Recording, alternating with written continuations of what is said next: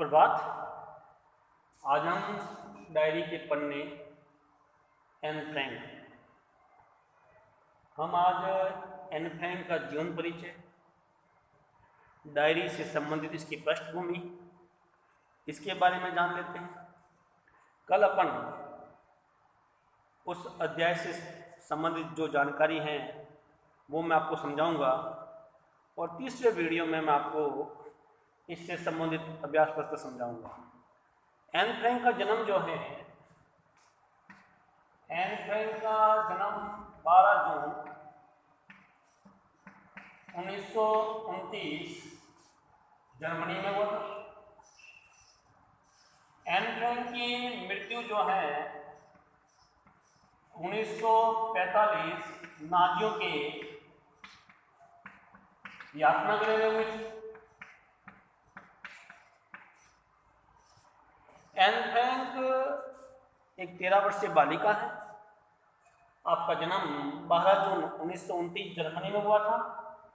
मृत्यु 1945 नाजियों के यातना गृह में हुई थी। एन फ्रैंक के पिताजी ने 1947 में डच भाषा में एक डायरी प्रकाशित कर रही थी, जो 1952 में इस डायरी का अंग्रेजी संस्करण छपा था। यानी कि 1952 में इस डायरी का अंग्रेजी संस्करण छपा था और द डायरी ऑफ, जिसका नाम था the diary of young girl शीर्षक से ये डायरी छपी थी। विश्व में सबसे अधिक पढ़ी जाने वाली डायरियों में से एक, विश्व में सबसे अधिक पढ़ी जाने वाली डायरियों में से ये एक था। इस पर फिल्म भी बन चुकी है, इस पर धारावाहिक भी बन चुका है। यानी कि इस डायरी से संबंधित जो फिल्म है, धारावाहिक है, नाटक है आदि बन चुके हैं। अब हम इस डायरी की पृष्ठभूमि जान लेते हैं कि इस डायरी में लिखने के पीछे जो एन फ्रैंक क्या चाहती थी।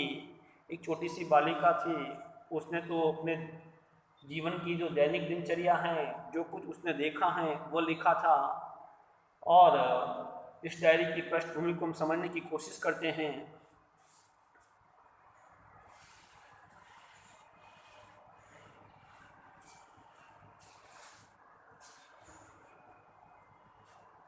यानी कि इस डायरी की जो पृष्ठभूमि है, इसको हम समझने की कोशिश करते हैं। सबसे पहले मूलतः ये डच भाषा में लिखी गई थी। इसके बाद इसका 1952 में इसका अंग्रेजी संस्करण छपा था और इसमें युद्ध से संबंधित इसके क्या परिणाम होते हैं, इतिहास बदल जाते हैं, मानव सभ्यता व संस्कृति का नाश हो जाता है। और यही नहीं, आने वाली कई पीढ़ियां जो हैं वो इस युद्ध का अंश भोगती हैं। जैसा कि एग्जाम्पल हमारे सामने है जापान का हिरोशिमा नागासाकी द्वितीय विश्व युद्ध के दौरान, जब अमेरिका ने 2 बम गिराए थे वहाँ हिरोशिमा और नागासाकी पर। यानी कि युद्ध के बहुत घातक परिणाम होते हैं। युद्ध करना आसान है, इसके परिणाम बहुत घातक होते हैं। अब ये डायरी जो है, इस डायरी के संबंध में जाने इससे पहले हम इसकी पृष्ठभूमि जान लेते हैं कि 1933 में जर्मनी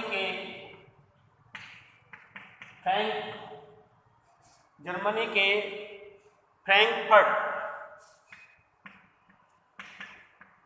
शहर के जो चुनाव के, उसमें हिटलर की नाजीवादी पार्टी विजयी हुई।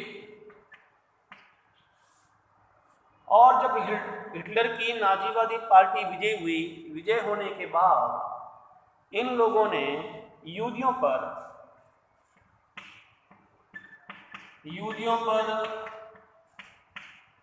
अत्याचार शुरू कर दिए। तो एन फ्रैंक का परिवार जो है 1940 में, यानी कि कह सकते हैं कि द्वितीय विश्व युद्ध तक तो सब ठीक रहा था। विश्व युद्ध तक तो शुरू होने से तब तक ठीक रहा था, लेकिन इससे पूर्व ही फ्रैंक परिवार जब मालूम चल गया कि यहूदियों पर अत्याचार हो रहे हैं नाजीवादियों द्वारा, तो जो फ्रैंक परिवार है, वो फ्रैंक परिवार जो है 1933 के बाद ही वो फ्रैंक परिवार जो है जर्मनी छोड़कर नीदरलैंड चला जाता है। यानी वो फ्रैंक परिवार जो है नीदरलैंड चला जाता है और नीदरलैंड के एम्स्टर्डम शहर में वो वहाँ रहते हैं। लेकिन द्वितीय विश्व युद्ध की शुरुआत जो है 1939 में हो जाती है। जब द्वितीय विश्व युद्ध की शुरुआत 1939 में होती है और मई 1940 में जर्मनी का नीदरलैंड पर कब्जा हो जाता है। नीदरलैंड पर कब्जा हो जाता है। जर्मनी का साथ देने वाले राष्ट्र थे इटली, जापान। उस तरफ जो थे यूके वगैरह, चीन वगैरह जो भी थे, वो सारे राष्ट्र उधर थे। तो मई 1940 में जर्मनी का नीदरलैंड पर कब्जा हो जाता है और जो ही नीदरलैंड पर कब्जा होता है तो वहाँ पर भी यहूदियों पर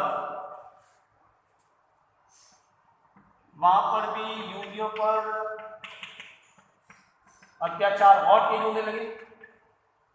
यहूदियों को देखते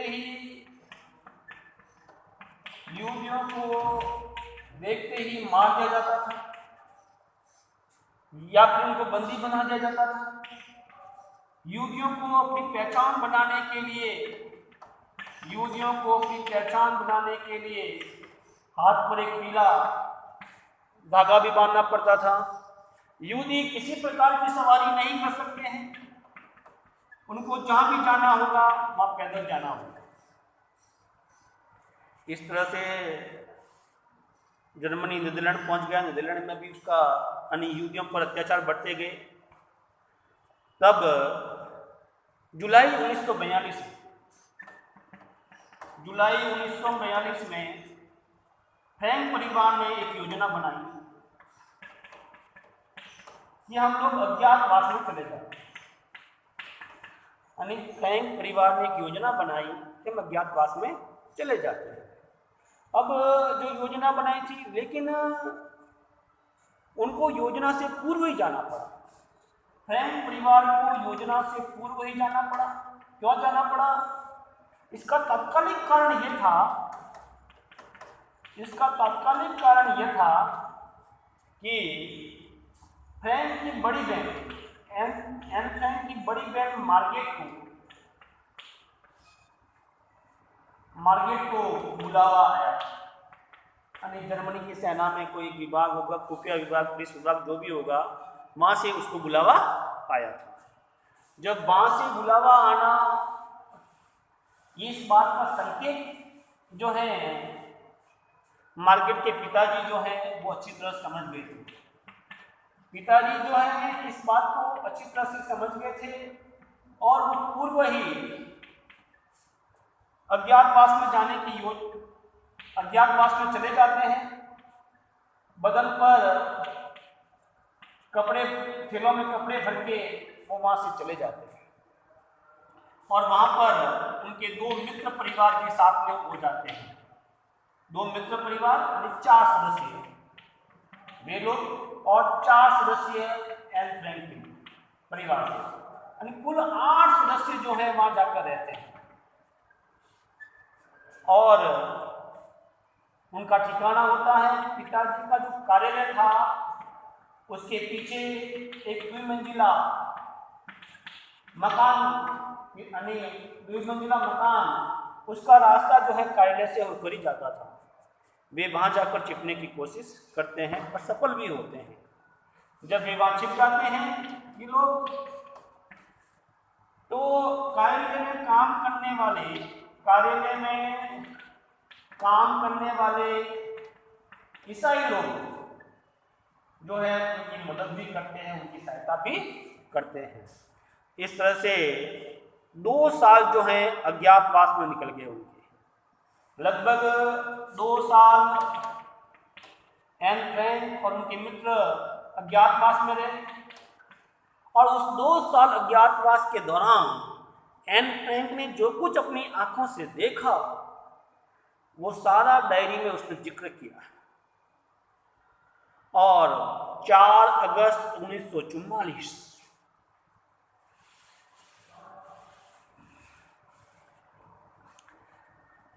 4 अगस्त 1944 जर्मनी की खुफिया एजेंसी को इस बात की भनक लगती है कि वहां पर यहूदी रहते हैं। वो खुफिया एजेंसी वहां छापा मारती है और सभी 8 सदस्यों को यातना गृह में भेज देती है। सभी 8 सदस्यों को यातना गृह में भेज देती है और बेचारा ये परिवार जो है यातना गृह में चला जाता है। अब औरतों को अलग भेजा जा रहा था, पुरुषों को अलग भेजा जा रहा था। इस तरह से ये लोग जो हैं उनको अलग भेजे गए सारे। अब द्वितीय विश्व युद्ध के दौरान जब मित्र राष्ट्रों से जर्मनी की पराजय हो गई, मित्र राष्ट्रों से जर्मनी की जब पराजय हो गई, तो अप्रैल 1945 को यहूदियों को यातना गृह से मुक्त कर दिया था। लेकिन उस यातना गृह से मात्र उसके पिताजी ही जीवित बचे। उस यातना गृह से एन फ्रैंक, मार्गरेट और उसकी माँ, ये तीनों मर जाते हैं। हत्या हुई होगी, किसी बीमारी से मरे होंगे, कोई स्पष्ट उल्लेख नहीं है। और उनके पिताजी जो हैं वो जीवित बच जाते हैं। और जब वो पिताजी वापस आते हैं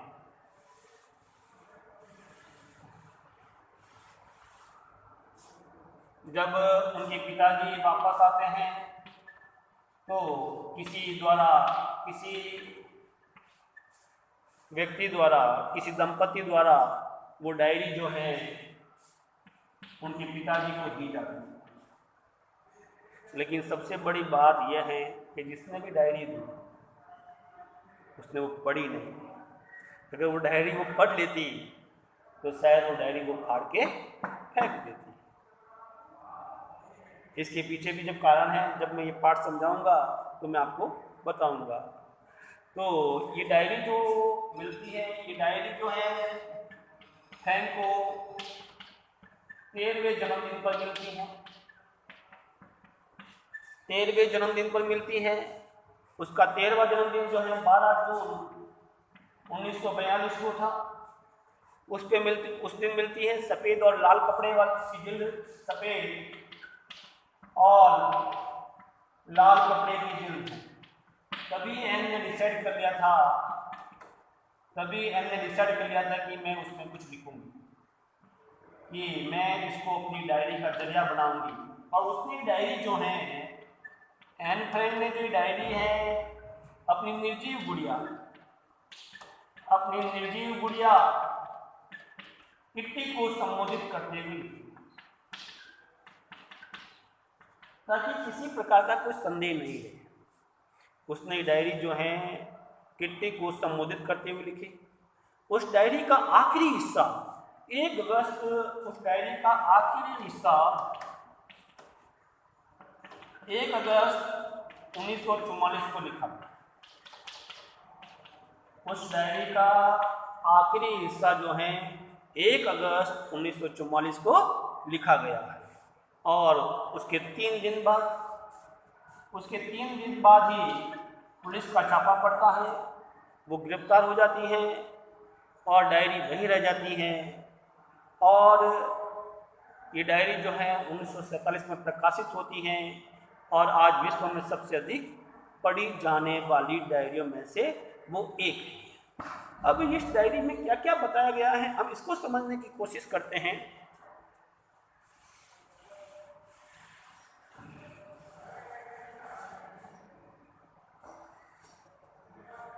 इस डायरी में द्वितीय विश्व युद्ध में आतंकप्रद, यानी जो आतंक से जो भयभीत थे, आतंकप्रद और दर्दनाक, और ये दर्दनाक का साक्षात अनुभव करा, यानी कि आतंकप्रद और दर्दनाक का साक्षात दृश्य जो है ये हमें अनुभव कराती हैं। क्योंकि इस डायरी में भय, आतंक, मानवीय संवेदना, प्रेम, सहानुभूति, 13 वर्ष की बालिका के सपने, 13 वर्ष की बालिका की इच्छा, 13 वर्ष की बालिका की इच्छा, भय, युद्ध की पीड़ा, खान पान संबंधी और हवाई हमले, औरतों की पीड़ा आदि का जिक्र इस डायरी में किया गया। एन फ्रैंक ने इस डायरी में सबका जिक्र इसमें किया गया है। और अकेलेपन की पीड़ा, ये अकेलापन कैसा होता है, किस प्रकार 2 वर्ष अज्ञातवास में बिताए जाते हैं, इन सारा उल्लेख जो है इस डायरी में एन फ्रैंक ने किया है और बहुत ही सुंदर तरीके से उसने करने की कोशिश की है इसमें। यही नहीं, ये डायरी जो है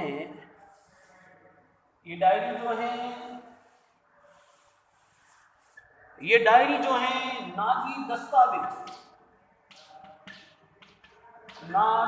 दस्तावेज की 5 करोड़ पन्नों में एक बार सिर्फ एन फ्रैंक का नाम आता है। क्योंकि जब युद्ध से संबंधित दस्तावेज इकट्ठे किए गए, 40 के नंबर पर एन फ्रैंक का नाम दर्ज। वो भी ऐसे मालूम हुआ क्योंकि उसकी जन्म तिथि, उसमें पिता का नाम, उम्र, इससे ही मालूम हुआ। लेकिन उनको कहाँ ले जाया गया इसका कहीं उल्लेख उस दस्तावेज में शामिल नहीं था। यानी कि हम कह सकते हैं कि एन फ्रैंक का नाम जो है सिर्फ एक बार आया है। और आज भी एन फ्रैंक जिस घर में रही थी 1960 में, इस घर को म्यूजियम बना दिया गया है। आज भी वहाँ लाखों लोग आते हैं और उस म्यूजियम को देखकर जाते हैं। हम अगले अध्याय में डायरी के डायरी के अंश लिखे हैं, जो हमारी पाठ्य पुस्तक में शामिल हैं, उन सब का हम जिक्र करेंगे और मैं इसको आपको समझाऊंगा और इसके बाद मैं अभ्यास प्रश्न आपको समझाऊंगा। धन्यवाद।